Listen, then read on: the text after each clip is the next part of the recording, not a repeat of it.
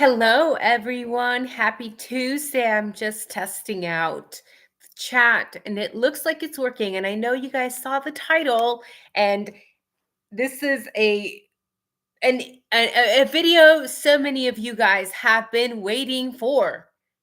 Literally all day, you guys have been asking me on Instagram, some of you guys who follow me, to please talk about this interview.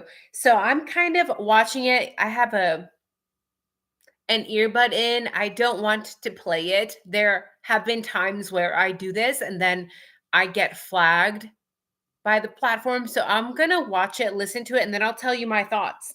Uh, that being said, I know a lot of you guys already watched it. So don't give it away because you guys know I'm quite blunt. I'm going to be honest as we go forward. So let's just dive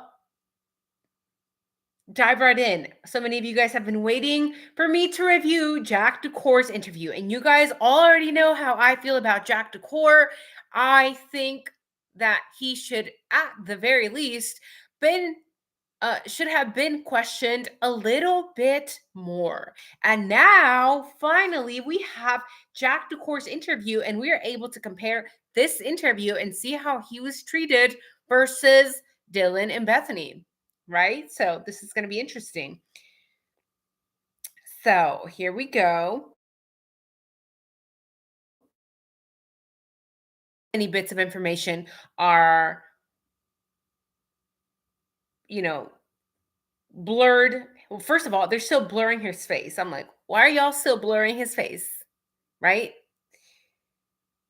Um, that being said, there's a lot that was important here, right? I'm not saying Jack DeCour did this. By the way, before we get started, these are my opinions, my theories, and these videos are for entertainment purposes only. So welcome aboard, guys. Now, I'm not saying that he did it, that he did not do it. I don't know if he did it. I don't know if he did not do it. I don't know if he had it out for Kaylee. Um, my vibes that I'm picking up from him are varied. Um, I do think he knows possibly a little bit more than he's letting the cops know, right? Throughout the interview, what I'm listening to is that he's asking the cops a lot of questions. And that can be one or two things. Either he's very distraught about what is taking place, he's very distraught about the IDAHO4, and that's why he's asking questions, or he is trying to get more information out of the cops, right? He wants to know what is going on. Now, what I caught that is different from Jack D's interview compared to the interview I reviewed yesterday regarding Hunter Johnson is that Hunter Johnson, they asked him to go get his cell phone, right? They said, "Okay, go get your cell phone and we'll take pictures," and that's it. But Jack DeCour, they take his phone away from him. Why are they taking his phone? Okay, Jack DeCour was not even in the house when the cops arrived on scene, but we don't see them do that with Hunter Johnson. Hunter Johnson and Emily and Dylan and Bethany were all at 1122 King Road, yet here you are trying to focus on Jack DeCour and also taking away his phone. That makes me believe that he was maybe a person of interest. Otherwise, why are you taking his phone away and not really anybody else's? Right? The people that were there at 1122 King Road were Hunter, Dylan, and Bethany, and they got to keep their phone.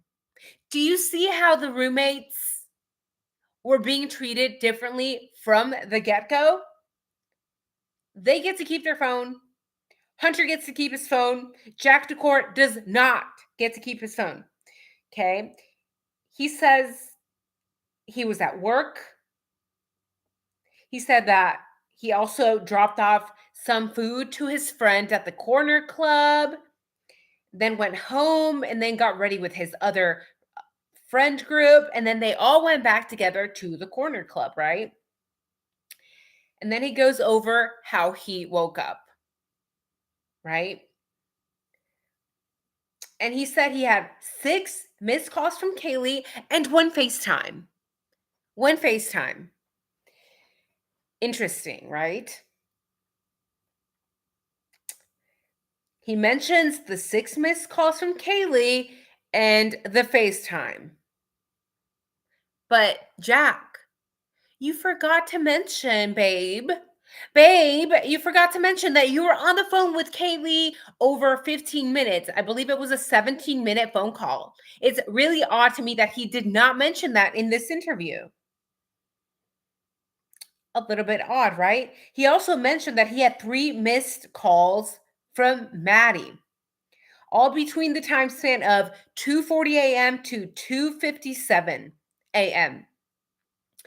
He also says something that stood out to me that I think is very important, and that is that he actually knows Maddie very, very well. He knows her well. And that is kind of common sense, right? Maddie is Kaylee's best friend. He should know her well, you would think. But everybody else that has been interviewed so far has mentioned that they all know Maddie. They don't know that other lady. They refer to Kaylee as Kylie, as Kayla, as all kinds of other names except her actual name, right? Um, and we know that Jack Decor has been with Kaylee since middle school. So, of course, he's going to know Maddie. What he mentions in this interview should be a red flag to all of us watching. And that was that Maddie would never call him like that. So he's saying he knows Maddie. This is his ex-girlfriend's best friend who he's been dating since middle school, but Maddie would never call him like that, which is really, really odd because it just makes us wonder. And a lot of us have wondered this from the beginning. Is it possible that somebody else, not Maddie, not Kaylee, was utilizing Maddie and Kaylee's phone to try to lure Jack Decor over to 1122 King Road? And if Jack Decor is saying Maddie would never call him, then this means that either it was somebody trying to lure Jack over or it was Maddie trying to make a last attempt to maybe get help. This is out of the ordinary for Maddie to do. So why was she trying to get a hold of him in such a strange manner? Is it because she was being attacked or she was about to be attacked? And if so, then we have even more unanswered questions because then that would mean that potentially the crime took place much earlier. We have heard time and time again from family members, from people say 2 a.m. or 3 a.m. was the dark hour. And here we have these phone calls that were done at the end of 2 a.m. in the morning, right? So I find it very interesting to hear Jack Decor say that Maddie would have never called him like that. So either she really, really needed something, she really needed to get a hold of him, Kaylee really needed to get a hold of him, or somebody was trying to get Jack over to 1122 King Road. What was that 17-minute call about? Jack Decor is heard saying she doesn't do that. Maddie doesn't do that. Maddie doesn't call me like that. Then he says he left the corner club around 1 a.m. and he did not really pay close attention to the time and that they went straight home. Now, something that I also find very interesting is that the silver driver that they used got pulled over by the cops, right?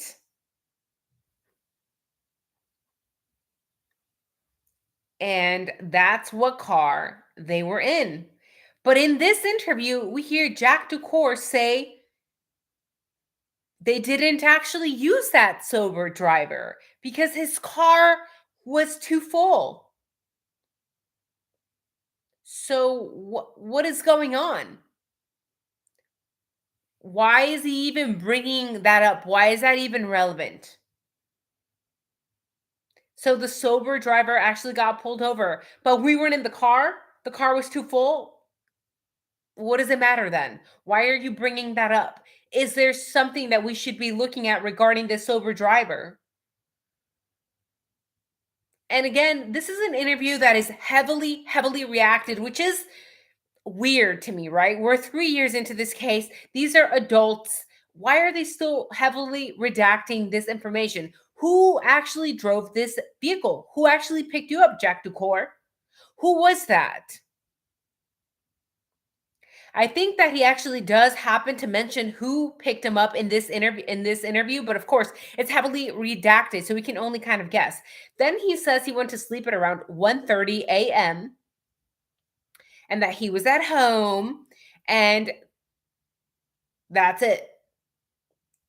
Like, that's it, right? Cops never ask him, well, can you confirm that? Can you confirm that you were home at 1:30? We know that when it's about Brian Koberger, we all want to know, well, can he prove it? Can he prove that he was driving elsewhere? Can he prove it? Can he verify it? Because otherwise, Brian Koberger is just full of it. But here, Jack D is saying, well, I was asleep by 1:30 a.m., but he's not really asked to prove or to verify that, right? Or asked for any confirmation to prove that he was there. No questions, no follow-up questions like that. He does mention that at the corner club, he only spoke to Kaylee for a minute. For a minute, for a minute that she went over, and we see that screenshot or that photo of the corner club where it looks like Kaylee and Maddie are talking to Jack Ducour, right? So Jack is saying, well, I only talked to her for a minute. She went over and said, what's up? But is he lying? Is he lying? You only talked to for a minute? This is your ex-girlfriend that you've dated for your entire half your life or whatever. And we're supposed to believe that you didn't talk to her for longer than that, right? We're supposed to buy that. She just said, "What's up?" And that was it. I don't know. This is the love of your life, right? Allegedly. This is the love of your life. This is somebody you've dated forever. She's about to leave the state for good. And you're only going to say what's up.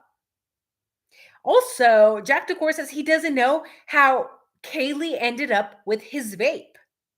How do you not know how Kaylee ended up with your vape if she only said what's up? So that's why I think that he's lying about that, at least for whatever reason. Because if Kaylee ended up with your vape, it's probably because you guys were communicating for longer than you are telling the cops in this interview.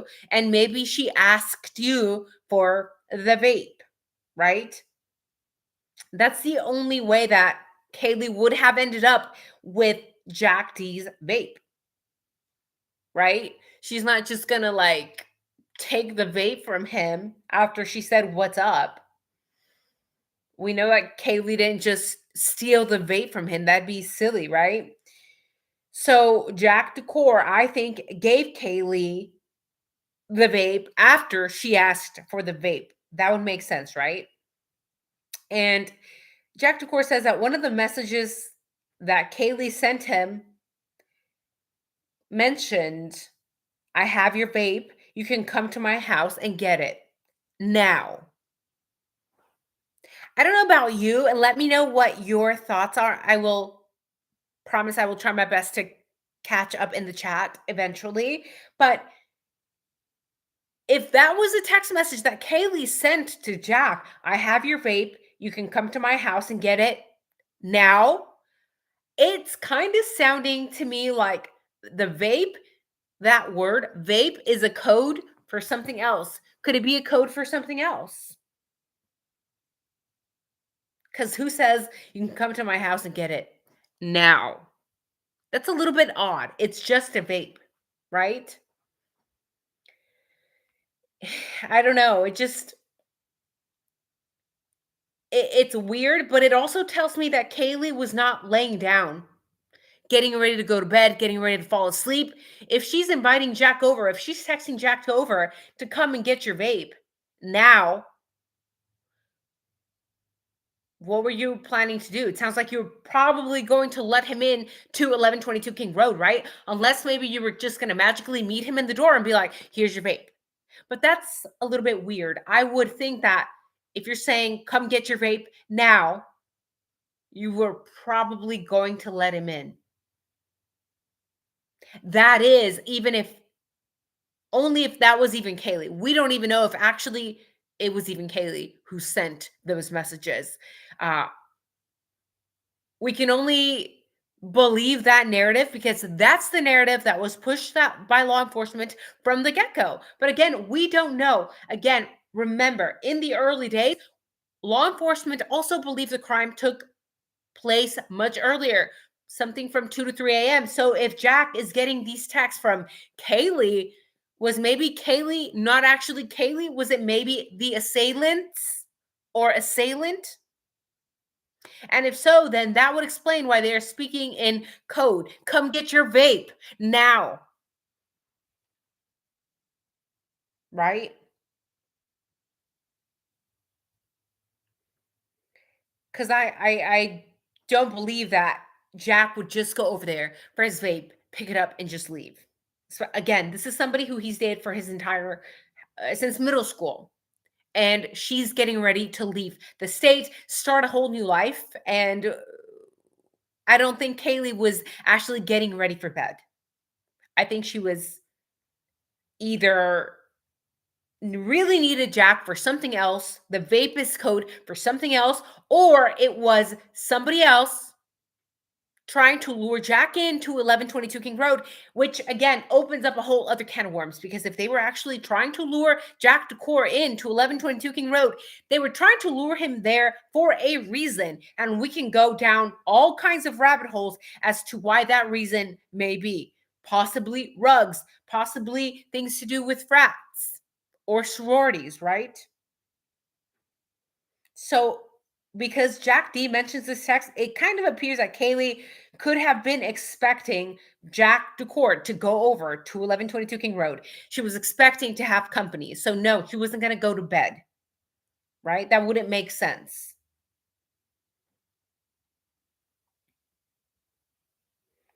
But what if the vape meant something else? Because who calls somebody so many times just for that? Even Maddie called him, and here we hear Jack Decor saying she never did that. Like she's calling him for a vape. Maddie never called you, right, Jack? And now she's calling you for a vape. I think it meant something else. And I'm not saying rugs, but I'm saying that is a possibility. It could be something else. And by the way, where's the picture of that sheath? Where's the picture of the glove that was found outside? And where's the picture of the red fluid, the blood on the stair rails? We have been told that this exists and we've yet to see it. Maybe it's just a matter of time before all of that is shown to us, but so far we haven't seen any of that, right? Why all of these phone calls? What was so important in that moment that Maddie was like, I have to get a hold of Jack Decor. I'm calling Jack. I've never done this in my entire life, even though I've known him since forever. This is the first time in my life that I'm going to do this. It must have been very, very bad. Which again would move the timeline of the crime to much, much earlier, which was the original crime time, right? It was much earlier, and we know that they pushed it forward because it did not fit Brian Koberger. We know that cops often, unfortunately, do this. They make the crime fit the person versus the other way around, right?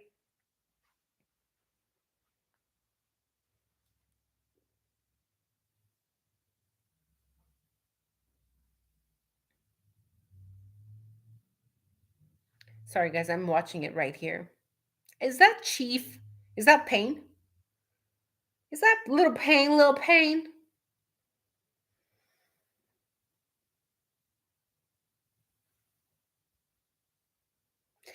Jack Decor also mentions in this interview that he overheard that one of the girls that was there, aka Dylan or Bethany, say that somebody saw a shadow when they took Murphy outside.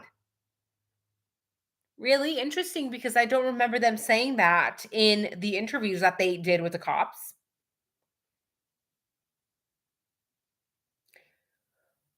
Who could have been the person to see a shadow when they took Murphy outside? Was it Dylan or was it Bethany? We know that Dylan took him out, right? When she got home with Elle and she said she was making popcorn, she said she took Murphy out. That's what she said. So did she see shadow then? And then she just fucking didn't report it to anybody? Because they asked her, anything weird happened here at 1122 King Road? Did you notice anything out of the ordinary? Did you notice anything strange, anything creepy? That would have been the time and place for Dylan to say, oh yeah, I noticed a shadow. Right? That would have been the appropriate time. Or was it Maddie? Because Maddie said she also took Murphy out. Right? She said that Bethany was only out there with her for 10 seconds. So then that means it also could have been Bethany. If Bethany was out there for 10 seconds, did Bethany see a shadow? So if Maddie saw a shadow, who did she tell that to? Because we know that Jack DeCour didn't overhear Maddie talking the next day. So he could have only heard that one of the girls has seen a shadow outside coming from Dylan or Bethany. Oh my God, $5 for coffee? How did you know I was low on caffeine? Thank you. Thank you so much. I really appreciate it. Welcome, guys. Welcome, everybody in the chat. Thank you again for the $5. Okay, and neither of those two girls mentioned absolutely anything. They didn't mention shadows out there, not Dylan, not Bethany. Mention of them being scared. So what door did you lock? Or because you were scared of a shadow that you saw, right? You left the door wide open. You left the door wide open. You left the door wide open. I don't know.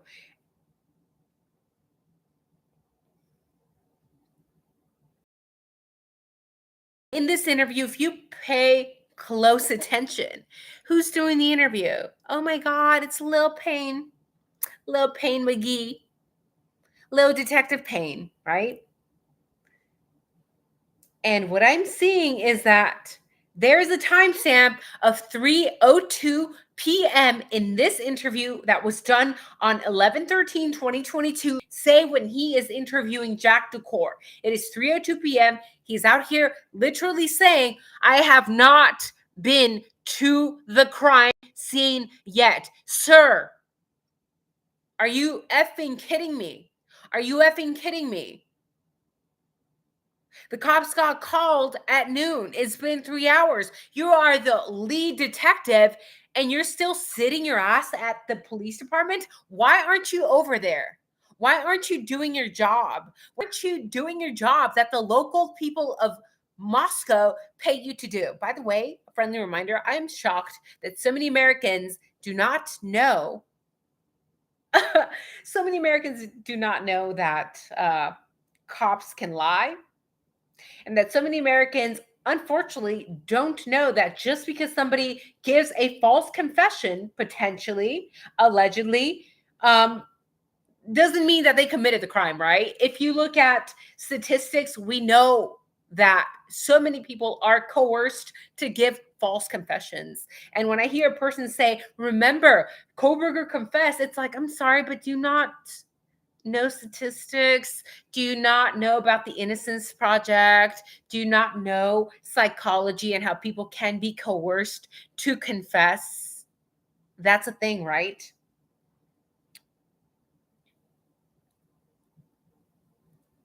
And again, this is Brett Payne at 3:02 p.m. saying that he still hasn't been to the crime scene. What the hell are you doing? Because you're not doing a very good job at interviewing Jack DeCour. You really should be at the crime scene because all of your officers are manhandling the investigation. None of them are wearing booties. We have Gunny over there uh, molesting all the handles on all the handrails, right? No gloves, nothing. And here you are asking the silliest, most basic questions in these interviews, right? So, so what time did you actually find the sheath then? Brett Payne. You're literally mentioning here at 3:02 p.m. that you have not been to the crime scene. When did they find the sheath? We know that they did laps around 1122 King Road, never found a sheath. And then they said later, much later, we found the sheath. Well, how much later? Because it sounds like Brett Payne got there pretty late.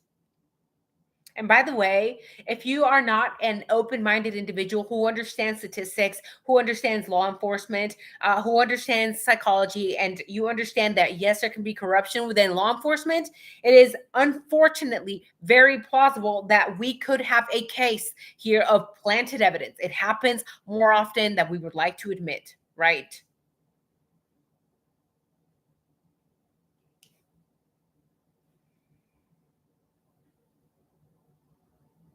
What time, Brett Payne? What time did you find the sheath, sir? What time did you actually show up to 1122 King Road? It's weird.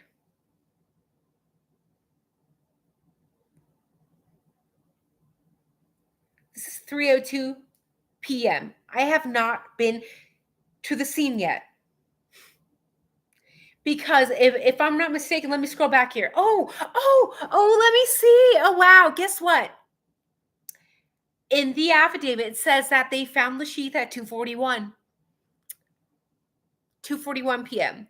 Okay, in the legal documents. You found the sheath at 2:41? Well, it sounds like you're a terrible liar. Sounds like you can't keep your story straight. 2:41. Again, here it is, 3:02 p.m. and you're telling Jack you haven't been to the scene yet. So how did you, Sir Brett Payne, magically find the sheath at 2:41 if you hadn't even been there yet? The math isn't mathing, people. Wake up. Wake up. That is a fucking lie. We hear it out of Brett Payne's mouth. He hasn't been to the crime scene, and then the legal documents mention that they found the sheath at 2:41. But it's 3 plus something. You haven't even been there. Why are you lying about that? Maybe because they're corrupt. Again, there are several cops that should have been fired, that should have been let go since back in the sticker gate incident in Moscow PD. Why? Because we know and there is proof that they were corrupt, but they just got a little slap on the wrist, right? So no, sir, no Brett Payne, no Lil Payne, you did not find the sheath at 2:41 if you were not even present there. So the last thing that Jack Decor mentions in this interview was that Kaylee was uh, driving a vehicle that she had borrowed from a vehicle or from a dealership, right? Because there was something wrong with Kaylee's vehicle. And that's in the ISP documents. But it actually never states in the documents that she got a loaner. So what was she actually driving? I also don't think that that's true. Maybe why is he mentioning that she was using a loaner? Why is Jack Decor mentioning that she was using a loaner? I don't know if she was or wasn't. Again, it's not mentioned in the documents, but it's very strange. And what do I think? Because you guys always ask, well, what do you actually think, right? Well, I think he's kind of sus.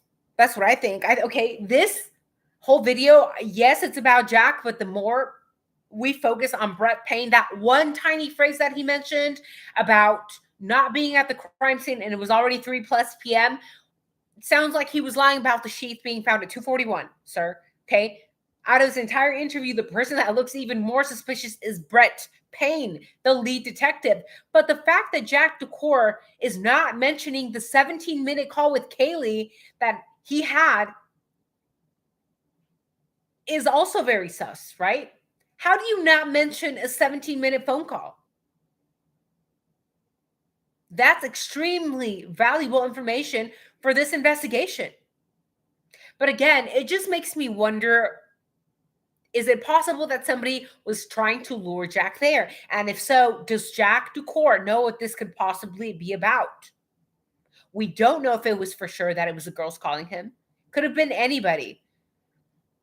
In fact, it could have even been Jack Ducour calling his own phone, right? If you call yourself from the crime scene, then you have a perfect alibi. Just a theory, just a theory, just a theory. What also bothers me is that we also know that Dylan and Bethany's phone, we know their calls, we know their text records, we know they were awake, we know they were bullshitting about being frozen in shock, we know they were not frozen in shock, we know they were wide awake, they were texting, they were creating contact, they were on social media, they were in Indeed, right? But where exactly are the records, the phone records for Maddie, for Kaylee, for Xana, for Ethan? Why don't we have access to those phone records yet? Because there's more than likely proof on their phones to show more of the timeline, and that timeline is going to show us what actually happened. That needs to be released ASAP. And the fact that Kaylee's family has never gotten her electronics back, her phone back, is beyond sketchy, right? And for some reason, in the legal documents, they also mentioned that they couldn't get into Kaylee Gonzalez's phone, which is very, very odd. Is it possible that maybe Steve G had something to do with it? Maybe, maybe not. But we do know that Kaylee was in their phone plan. So one would think that as a father or mother, and you have your child on your phone plan, that you would be able to have access to her records, but the cops were not able to access it. Is it possible that maybe the parents said, blocked it, bricked it, something? Oh, I don't think anyone found a sheath, right? This proves to me that it was planted, and we'll just have to wait and see. We'll just have to wait and see. Again, the planting of evidence is unfortunately something that does happen, but it is very strange that Jack Ducour doesn't mention a lengthy 17-minute phone call. And also, show us pictures of the sheath, guys. Show us pictures of the sheath. And regarding the shadow that he's talking about, who saw the shadow? Was it Dylan? Was it Bethany?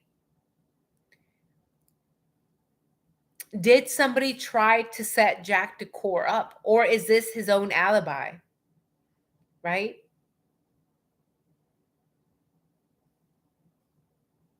But it's also very strange that they took his phone, but not the people's that were on scene. They didn't take Hunter's phone. They did not take Dylan's phone. They did not take Bethany's phone, but Jack Ducour's phone they took, right?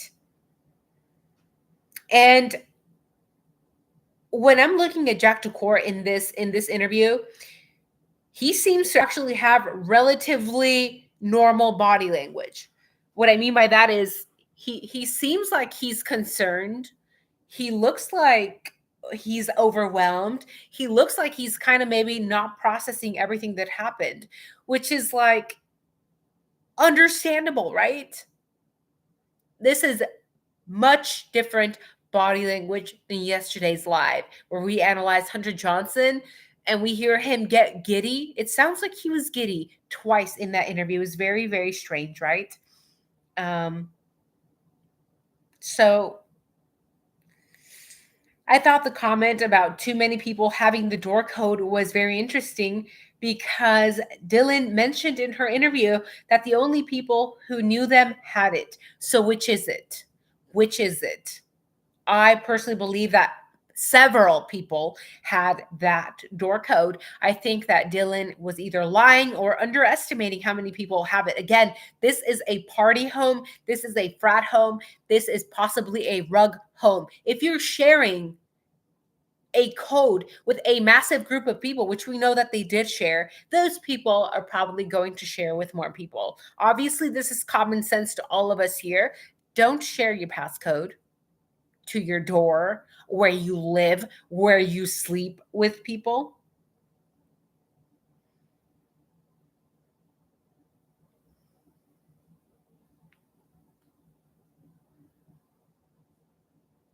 It's all very strange.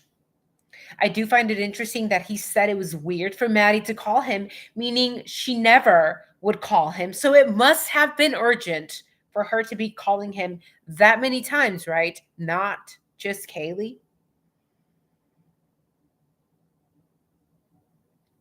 And although this interview, his body language comes across as somewhat truthful, I still have a lot of questions, especially about the car and about the shadow outside and about the 17-minute phone call that he magically left out, right? And now I have even more questions for Detective Payne because, again, Detective Payne, sir, you were not at 1122 King Road when the sheath was found. So, who found the sheath? And if the sheath was planted, who planted the sheath? Interesting. So, how are you guys doing?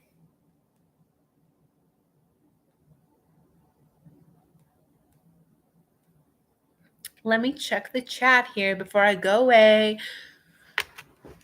Guys, today's Pilates day, which is why I'm wearing something pink to motivate me. And hello, Nadine.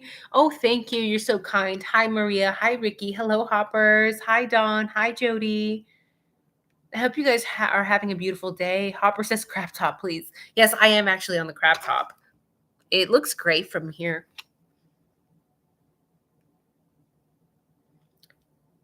Hello, Steven. Hi, my pal Sal. Nadine says, well, where in your life are you allowed to have a phone in an interrogation room in the first place? They're playing buddy-buddy with them. They sure are. Bethany needs her phone for Thanksgiving. Of course she does, right? Of course she does.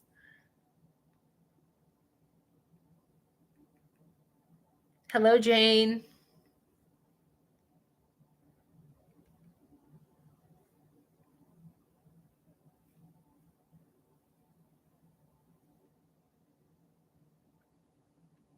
He also stated that he can't remember the 17-minute call he and Kaylee had. How do you not remember 17 minutes? That's a long call, especially for younger people, because like we don't really talk like that on the phone. 17 minutes is a long time to be on the phone, right?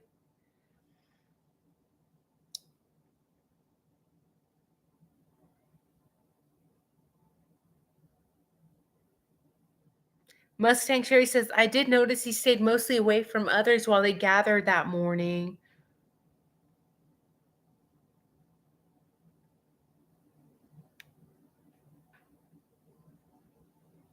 Brandy, you didn't get the notification? Yeah, a lot of people haven't been getting them, right? Too Fast for Fleas says, why would the kids have conflicting stories about her leaving for Texas? It's really strange, right?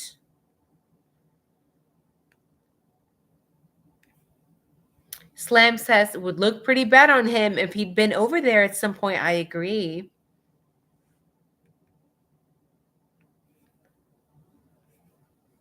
Thank you, my pal Sal. Please hit the like. Thank you. Hi, John, you're late. It's okay. We forgive you. We still love you. Hi, SARS. It's okay.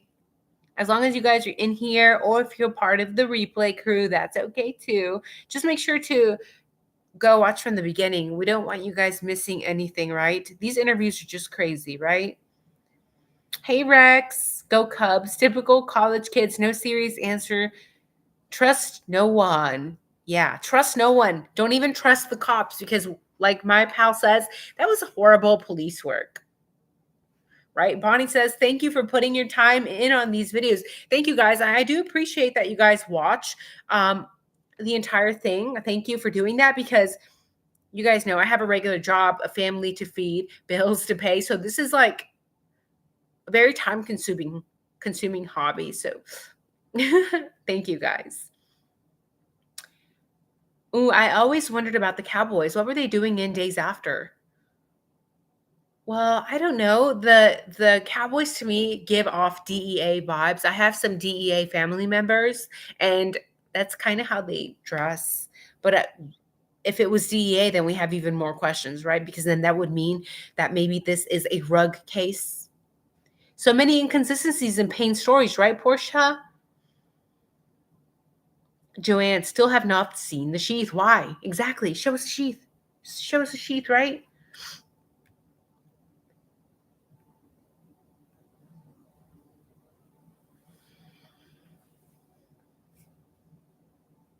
Mm-mm-mm.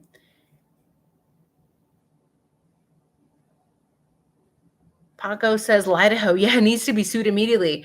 MD1 says, 1122 King Road was a rug hub. Cops and universities profiting. Of course. Of course. And usually, like I have family members who are DEA, and when they do their work, guys, when they do their work, they find that for these things to take place, for rug trafficking or whatever to take place, you always have to have like some sort of law enforcement involved, right? If you have law enforcement involved, that is how you get away with it. You need law enforcement involved to be able to actually carry on these massive rug operations. This is not, you don't have to just take my word just from my DEA agent family members. You can just literally go on the DEA.gov website and they show statistics on how many corrupt cops and politicians exist so that these rug operations can continue, right? Emma says someone could have sent these messages to bring Jack to 1122, right?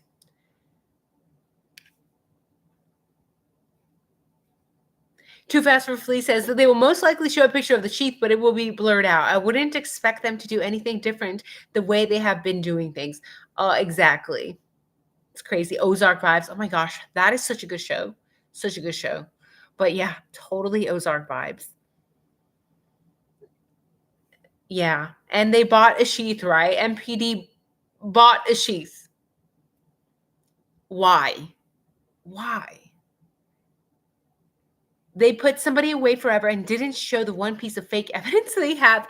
And that's what's scary, right? That's why we are here, like literally talking about this, because the fact that you can literally just pick up anyone, pick up an American citizen off the street, literally do that. And say, "Yeah, we're putting you in jail." Kind of like that whole Kirk situation. Obviously, I'm not pro anyone getting unalived. That's not what I'm saying. I know some beta bitch is probably going to twist my word. That's not what I'm saying. But what I'm saying is that even people, military personnel, Navy SEALs, people who study ballistics have said that the shot, that unalived Kirk, did not come from where that shooter on the roof was at, that it came from elsewhere. So why are they picking up random American citizens and blaming them with no actual evidence and incarcerating them? Do you know what that means? That means that any of us could get picked up for random shit, get accused of a crime that we did not commit, and the government doesn't need any evidence to be able to incarcerate you. That is what is scary. And your eyes should be open to that unfortunate reality, right? So Murphy is the only person that we could believe in this case. I wish he would speak, but even if he did, I'm like, that poor dog has got to have PTSD, right? So it's insane what's going on in our country. It's crazy. And as a veteran, oh my God, it just irks me, right? It irks me. As somebody who has family in law enforcement, military, everything, this irks me. This is my pet peeve. I have nothing against Kohlberger or whoever commits any sort of crime, right? That's cool. If that's what you wanted to do with your life, whatever. But the government at the end of the day needs to prove. They need to prove, or the state needs to prove and show us evidence that the criminal actually committed the crime. You can't just pick people off the street and put them in jail, but that's what's happening. So enough of my ranting, guys. I've been on here long enough, and I do have to do Pilates at 4. Wish me luck. I'm not like an exercise freak, so wish me luck. Wish me luck. I probably haven't exercised since I got out of the military, which is horrible. It's horrible. So wish me luck. I'm trying to get buff. By the way, thank you guys for all the super chats. And oh my gosh, where's my phone? Let me see. Let me see who else is in here. I thought I saw, did I? Oh my gosh. Oh my gosh, Sweet Pea. Thanks, love. $10 for donuts too? Girl, you are amazing. Sweet Pea knows me too well. She knows about my sugar and coffee addiction. That's embarrassing, but amazing. Thank you so much, Sweet Pea, for the $10. I got your Cash App, boo. Thank you so much. I appreciate it. Thank you guys for all the super chats, all the Cash Apps. Wish me luck on my little workout. Because this case is getting to be just want to shake Payne after watching this. So please, guys, watch all the videos that I have. If you need to go refresh your mind on the corruption that has taken place at MPD, Moscow Police Department, go watch the videos I made 3 years ago regarding Stickergate. And if you enjoyed this video, please leave a 1 in the comment section. When you comment in the comment section, I know we're in the chat, but once this video ends, there will be a comment section. Leave a 1, leave an emoji, leave something that helps push this video out there to more people, right? I'm taking about an hour out of my day every day to talk about this because it's important to me. It's important to get the right person in jail. And I'm doing this for free. I don't ask you guys for money, although I do appreciate all the super chats. So please go leave a 1, leave an emoji, leave a comment, leave your thoughts in the comment section. So thank you guys. Have a wonderful evening. Take care. Bye-bye.